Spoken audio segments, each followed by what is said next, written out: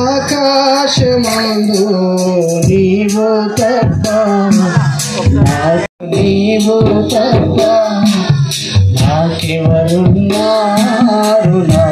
లేదు అనేవారు. పడుకుంటప్పుడు భయము, లేచేటప్పుడు భయము, బయటికి వెళ్తేప్పుడు భయము, జీవితంలో ఏదన్నా చిన్న ఇన్సిడెంట్ జరిగినప్పుడు భయం. నువ్వు భయపడకుండా ఉండడానికి దావీదు అంటున్నాడు, యెహోవా నాకు ఆధారము, దేవుడే నాకు ఆధారము. నేను పడుకునేను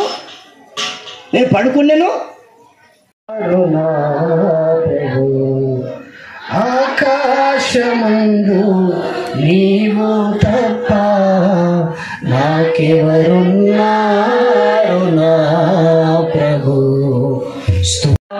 స్తుతులంతో పూజారుడా పరం స్తుతి పాత్రుడా స్తోత్రుడా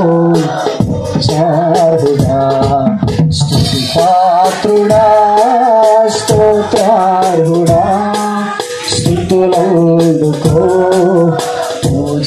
3వ అధ్యాయంలో యెహోవా నా కాపరి, నాకు లేమి పచ్చిగల చోట్ల నన్ను శాంతికరమైన జలముల యొద్ద నన్ను ఎంత గొప్ప విషయం అండి.